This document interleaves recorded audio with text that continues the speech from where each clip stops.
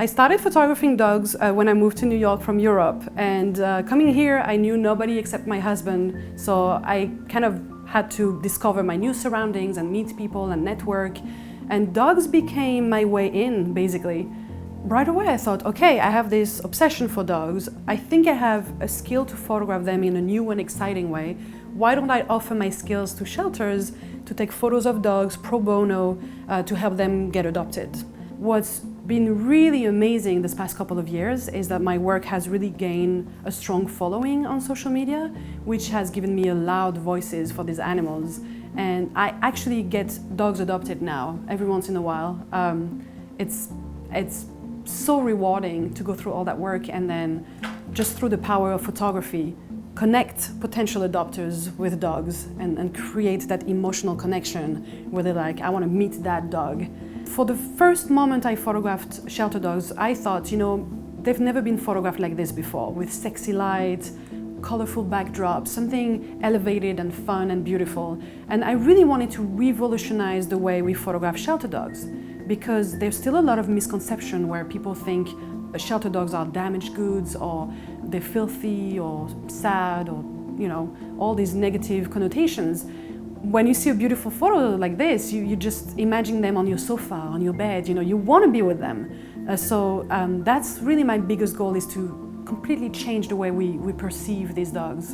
In America, we euthanize between 800,000 and 1 million pit bull type dogs every year in our shelters. So it's really a dog that you see a lot in shelters. So I wanted to find out, what's the truth? Are they monsters? Are they just regular dogs? Do they get a bad reputation? Doing a photo series was the best way I knew how, and challenging the way we see them by reversing the imagery. Instead of these big scary dogs wearing chain collars, I wanted to photograph them super feminine with flowers, looking, you know, soft and soulful. I wanted to show that even pit bulls have souls. When you are able to make your art meaningful, you have the most powerful tool in your hands. As soon as I released Flower Power, which was 2 years ago almost, the response was completely unexpected. I thought it was going to be a quick project, you know, 5 images, help a shelter, move on. And overnight, I was propelled into the role of a pit bull advocate, when I wasn't even a big fan of them to begin with. So I had to adjust and understand, you know, what my role was going to be and my comfort zone.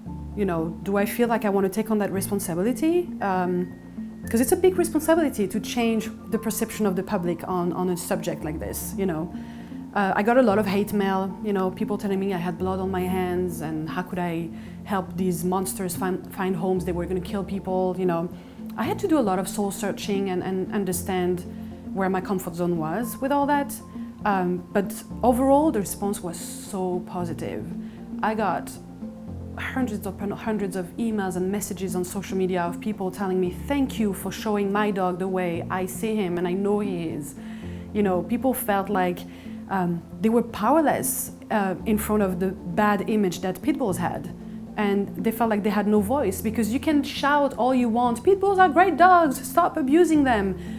You need that image to create that emotional connection. And I think for the first time with Flower Power, people really felt, wow, this project is showing us the good in them and the sparkle of life, you know, something that you have to respect. As a fine art photographer, the way you present your work to the world through your website is paramount. It's super important. And for me, I wanted something very simple, very elegant, so the images can really speak for themselves. And I think with Squarespace, that's really the case. My name is Sophie Gamand, and I'm a photographer based in Brooklyn, New York.